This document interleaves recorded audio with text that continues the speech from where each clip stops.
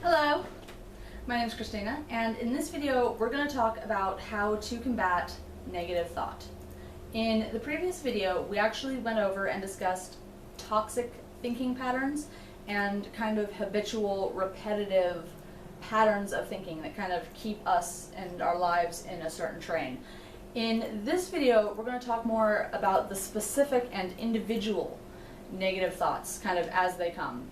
We're going to go over kind of how you can get into a negative loop, and believe it or not, actually, when you think something, how your mind and your body kind of do this tango, so to speak, to influence what you're thinking. We're going to talk about kind of why these thoughts get repetitive and why we get into these loops. And lastly, we're going to talk about how to break out of it, how to break the cycle, how to deal with the thought on the spot, so essentially you don't have to deal with it anymore.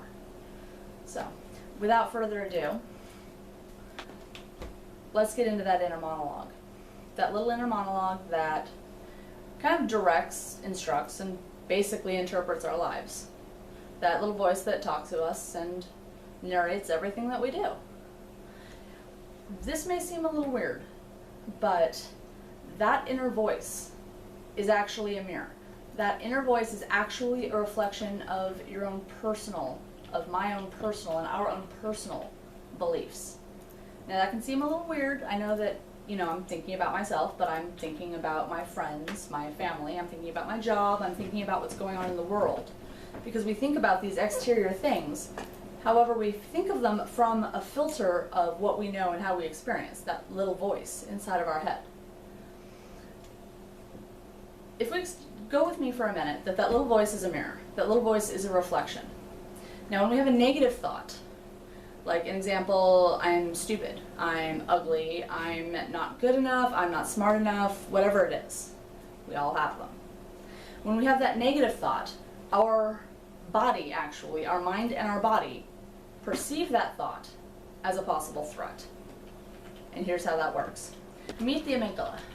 The amygdala is essentially the call center for the brain and communicates between the brain and the hypothalamus. The hypothalamus essentially communicates between the amygdala and the rest of the body. More specifically, the hypothalamus communicates between the amygdala, the nervous system, and the endocrine system. Now, when we're having a negative thought, and I did mention earlier that your body interprets a negative thought as a threat. Now here's how that works. When your body is under any kind of stress, which having a negative thought does send a message to your hypothalamus that there is a stress, that there is a threat, and that something is wrong. The hypothalamus then sends the hormone defenders cortisol and epinephrine into the bloodstream. The nervous system, having registered these hormones in the body, relays back up to the hypothalamus, back through the amygdala, that these hormones are present. These hormones are present, they are accounted for, and they are doing their job. This information being relayed back to the brain tells the brain that, oh, these hormones are real. There must really be a threat. This must be real. The thought that it is having is therefore validated. It is therefore given some substance because we feel that it's real. In that way, the brain and the body are kind of looping, in a sense, to keep you in whatever thought that you're having and to keep you whatever feeling or level of stress that you're at. In the case of a negative thought, to keep you in that negative thought. Yeesh! Get this. On top of that, the brain is like any other muscle in the body. The more you work it, the stronger it gets. Now how that actually works is the brain is comprised of an immeasurable amount of neurons, neural connections, and neural pathways. When you have a thought, an electrical impulse is sent through the neurons through a specific chain to get to another part of the brain, and that completes the thought. When you have the thought again, an electrical impulse is sent through the same channel along the same path to the same part of the brain. The more you have that thought, an electrical impulse just gets sent through that same channel again, and the stronger the pathway gets.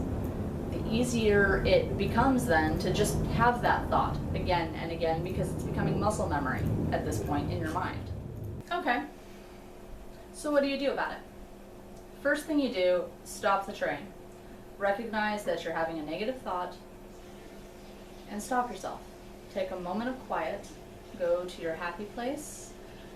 Think about your breath, just the inhalation and exhalation. Separate yourself from the thought if you can. You know, I notice I am having a negative thought. I notice I am having a negative feeling. Whatever you need to do to just kind of take a minute and take kind of a moment and a breath to reset your body. Second thing you do is examine the thought. What is the thought? Is it something that's within your control, or is it not? Is it something, what is it that it could mean? Are there any other possible explanations for what happened or what I'm thinking about? What is the evidence to support this thought? And because we need to look at both sides of the issue, what is the evidence that supports the inverse of this thought? What is the evidence that supports the opposing argument? What is the evidence that supports what I'm thinking? Compare these two things. If you're kind of going on about it, another thing you can think is, in 5 years, will it matter? Yes, it's maybe a negative thought, but maybe it's inconsequential. Maybe in 5 years it won't matter. Maybe it will. But take a minute, examine the thought, and figure out what it is you're thinking about. After you've done that, after you've examined the thought, you figured out what it is, kind of where it's coming from, and what it means to you, lastly, you're going to decide what you want to do with it. Do you want to dismiss it? Do you want to plan a new course of action, what you're going to do about it? Or maybe it's something that there's not much you can do about it, and you kind of want to change how you think about it. Because, I don't know, it's not making you happy, it's a negative thought. The first thing we can do, and in deciding what you want to do with the plan is, or what you want to do with the thought, is maybe you just dismiss it. Maybe it's something that's beyond your control. Maybe in a few years it's not going to matter because it's inconsequential. You may just decide to let it go and be with the birds. You may dismiss it. You may decide that it is something within your control. It is something that you can change, and it's something that does not make you happy. In this case, you make a plan about how to change the circumstance, how to address the problem, how to address the thought. You make a plan of action of what you're going to do in response. The last thing you can do to deal with the thought, and this one might be a circumstance where it really is outside of your control, but it's not something you're going to get away from anytime soon. Maybe, like the thought, an example, to not get ahead of myself, maybe you are wanting to reappraise how you think about it. And this one can be a little tricky. An example of this maybe would be unfavorable work conditions, but the paycheck is just a little bit too good. Or family drama that you know you're not going to get away from because it's your family. These things happen in life. Sometimes everything is not to the way we want it, but it's not going to change. One thing you can do, though, is change the way that you think about it. If the circumstance is not going to change, or you do not plan to change it, you can change the way that you think about it. You can focus your energy, focus your attention. What that actually means is focusing your attention on the things that don't irritate you so much, aren't as negative. You might choose to replace the emotion with comedy instead, like laugh at it or laugh it off.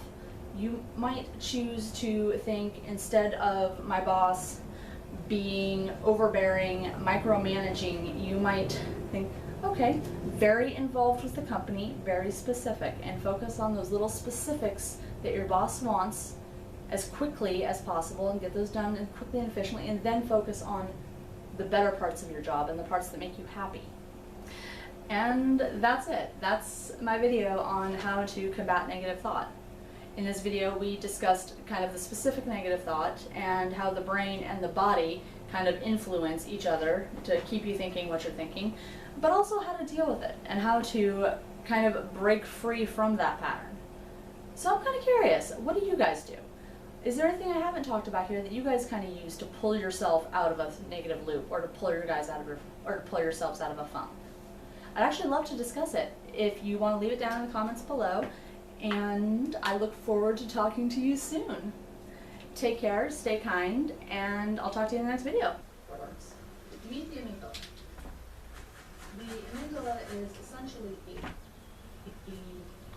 call center for the brain and communicates between the brain and the hypothalamus.